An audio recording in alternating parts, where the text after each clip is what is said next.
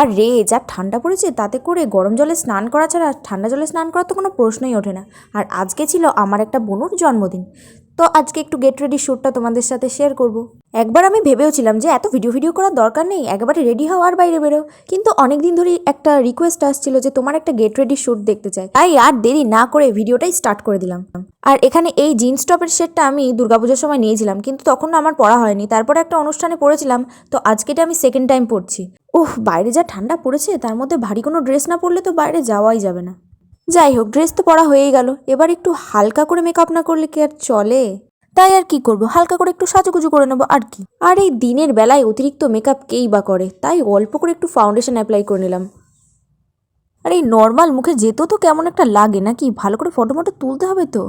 আর তারপরেই আমার favourite mascara apply করে নিলাম। আর একটু কাজল না দিলে তো চলে না, নাহলে চোখটা আবার কেমন কেমন যেন লাগবে, সেই জন্য একটু কাজলও দিলাম। আর এরপরেই আমার স্পেশাল লিপস্টিকটাও ভালো করে অ্যাপ্লাই করে নিলাম, না হলে তো আবার কেমন যেন লাগবে। যাই হোক, আমার মেকআপ ইজ ডান। কেমন লাগছে আমাকে সেটা কিন্তু তোমরা অবশ্যই জানাও। এরপরেই চলে এলো আমার হেয়ার স্টাইলের পালা। এই স্ট্রেটনিং করার পর থেকে কি যে হেয়ার স্টাইল করবো কিছুই ভেবে পাচ্ছি না। সব সময় এক ছেড়ে রাখা হেয়ার স্টাইল, না হলে তো আবার টিক্কি করতে হবে, ভাল লাগে না যত সব। আর এই দুটো ছোট্ট কানের কিন্তু আমি 100 টাকা দিয়ে কিনেছি, আর কেনার পর থেকে কিন্তু আমি এখন অবধি একবারও পরিনি। আর না পরলে হয়, তাই ভাবলাম জিন্স টপের সাথে তো বড় কানের চলে না, তাই ছোটো কানেরটাই পরিনি। আর হ্যাঁ, এই চশমাটা আমি সেই পুজোর সময় নিয়েছিলাম, কিন্তু একবারও আমি পরিনি। ভেবেও আমি অনেকবার চেষ্টা করেও আমি পরিনি, কেমন যেন উটকো লাগবে সেই ভেবে।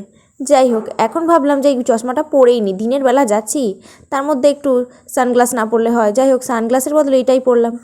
যাই হোক, এই চশমাটা পরে কেমন লাগছে তোমরা কিন্তু আমাকে অবশ্যই জানাবে। সাজগোজ তো আমার প্রায় কমপ্লিটই হয়ে গেল। আর পড়ে থাকলো এই ব্যাগটা, এটাও নিয়ে নিলাম, ব্যাগের মধ্যে কিছু দরকারি জিনিসপত্র নিলাম। যাই হোক, ফাইনালি আমাকে কেমন লাগছে তোমরা কিন্তু অবশ্যই জানিও। আর এইরকম আরও ভিডিও পেতে এখনই চ্যানেলটাকে সাবস্ক্রাইব করো। এখনের জন্য টাটা গাইস।